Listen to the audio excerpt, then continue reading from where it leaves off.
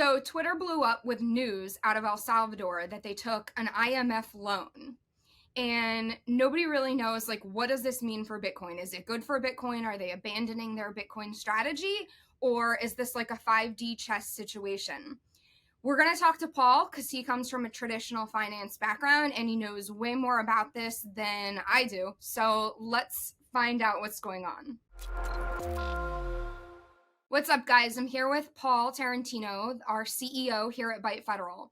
And yesterday we were talking in the internal chat about like what's going on in El Salvador. And, you know, everybody has an opinion on what's happening with this IMF loan.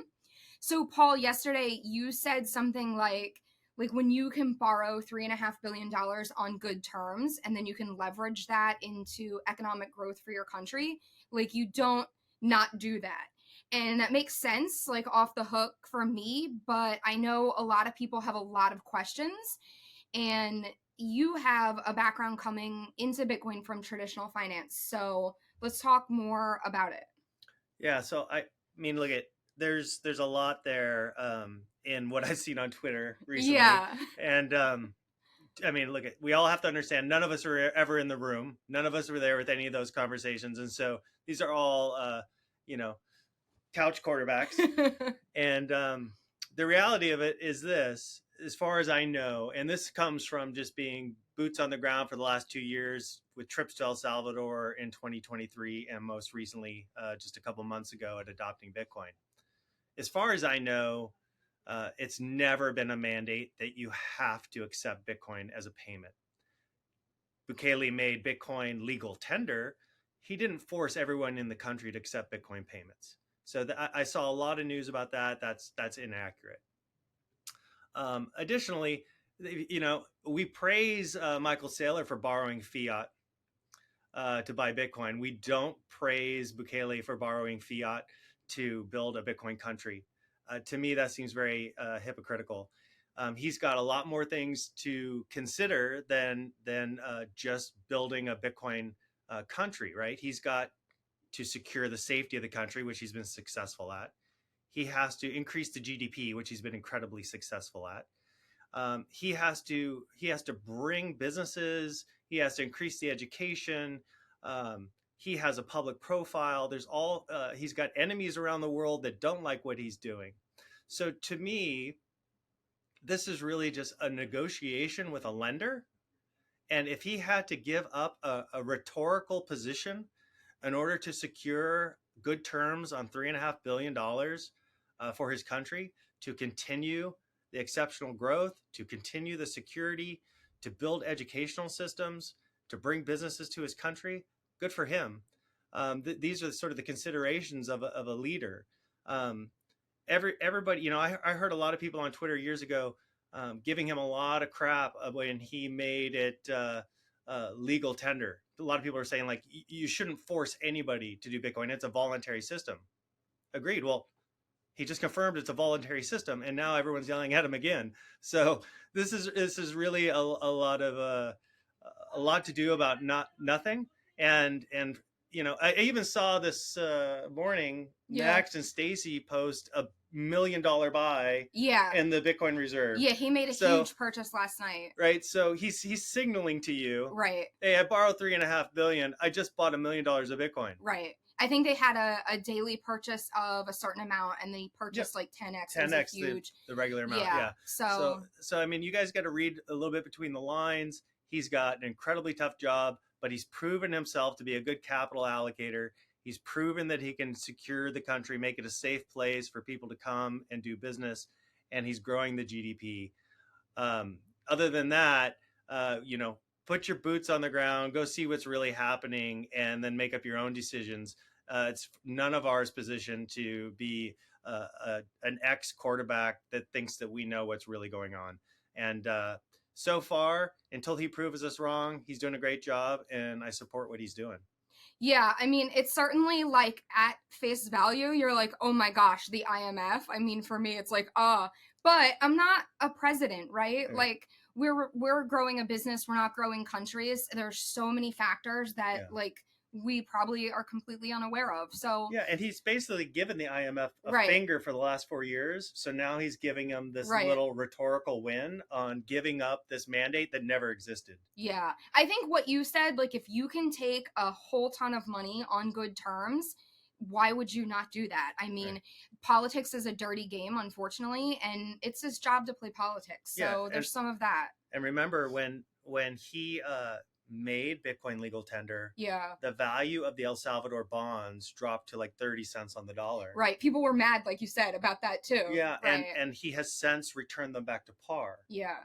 There's not, you know, this is not an economic hitman type model. Right. Bukele's absolutely in control of his negotiation with the IMF. Yeah. The fact that they came back to the table and wanted to lend him money, That's true. the fact that they tried to destroy him and he built the country, Right. it kind of says that he's really holding the upper hand here. And if you can get good terms on dollars to Right. do good things for your country and good things for your people, Yeah. then you have the responsibility to do that. And I think that's all he's doing here. Okay. So I have a couple questions. So there were terms, and there are a couple things that are changing. One of the terms, so I want to talk about the Chivo wallet. Yeah. So we've been there several times, and my understanding, correct me if you feel differently, but my understanding was always that the Chivo wallet was like a base layer government services product, and that they were really open and excited about the private sector coming in and competing. So to me, this is just sort of the next step in that journey, where you have a bunch of wallets that are available for everybody to use, and they're just saying, like, we're not going to keep up with the Chivo wallet because it was sort of the Kickstarter, and we're past that stage now. I think you're absolutely right. Chivo wallet and ATMs were introduced into a country that had to go from 0 to 1 without any infrastructure, right, to try and put a US dollar Bitcoin exchange as close as possible to people that had no access to banking. Yeah. And now that they have the Bitcoin law, the Central Reserve Bank is making a connection with Transfer 365 with the different companies that want to do these kind of transactions in the country, and the digital asset laws. This is facilitating more of a free market in providing Bitcoin dollar exchange services within the country.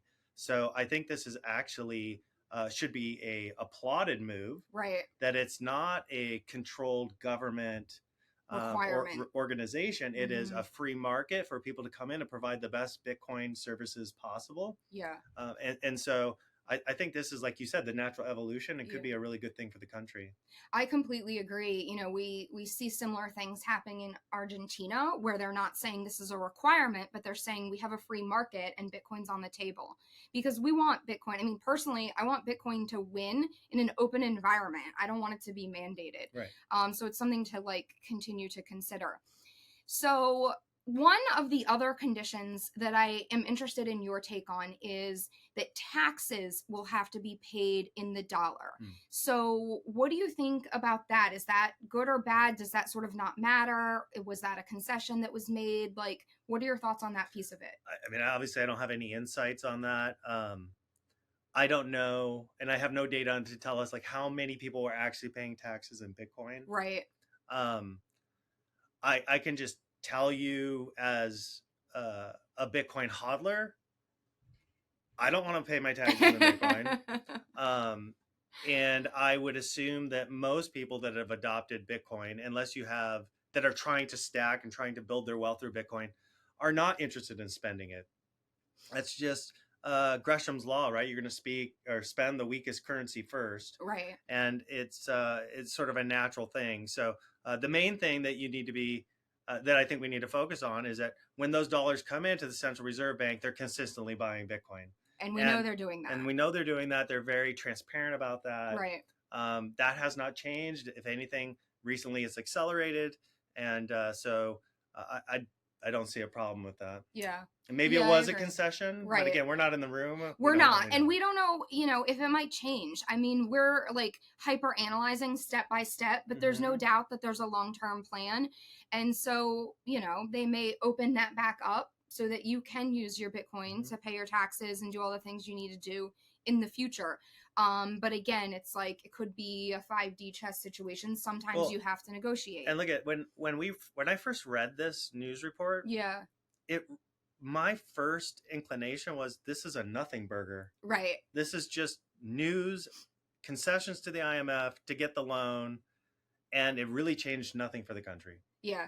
Yeah, you said that, and I kind of laughed because when people tend to go nuts online, I tend to say everybody is probably overreacting.